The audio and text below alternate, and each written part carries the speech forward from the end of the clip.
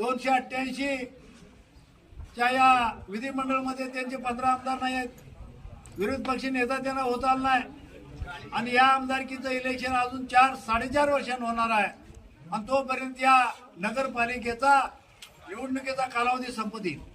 त्यामुळे ना विकास निधी कुठून आणणार आहे? नुसतं बोलाचा भात आणि बोलाचीच कडे, नुसतं मोठं बोलायचं। सत्ता असताना तुम्ही काय करू शकला नाही, आज सत्ता नाही, तुम्हाला निधी कोण देणार आहे? आज या महाराष्ट्राच्या मंत्रिमंडळामध्ये अजितदादा पवार साहेब हे उपमुख्यमंत्री आहेत, त्यांच्याकडे अर्थ खातं आहे, या महाराष्ट्राचं बजेट त्यांच्याकडे आहे। एखाद्या आमदारला, प्रत्येक आमदारांना वर्षाला 5 कोटीचा निधी तालुक्यासाठी आहे, खासदारांना नाही निधी मर्यादित आहे।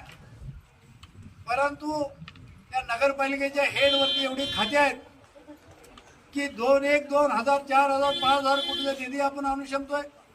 अजितदादाचे आणि आदरणीय जगताप साहेबांचे अतिशय घनिष्ठ संबंध आहेत।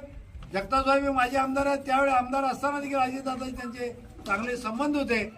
त्यामुळं अजितदादा कुठल्या प्रकारचा निधी कमी पडून देणार नाहीत। जगताप साहेबांची, आमची, अतुलजींची, बंटींची, आमचे प्रवीणदाजी असतील, पाटील साहेब असतील, चव्हाण साहेब असतील, सर्वांची बैठक झाली नसतील, मुल्ला साहेब असतील की या शहराला निधी द्या। तेव्हा दादानी सांगितले अजितदादांनी की तुम्ही घड्याळ चिन्ह निवडून आणा, सर्व उमेदवारांनी नगराध्यक्ष तुम्हाला जेवढा पाहिजे तेवढा निधी मी देण्याची व्यवस्था करतो, कारण अर्थ खाते माझ्या खात्यात, माझ्या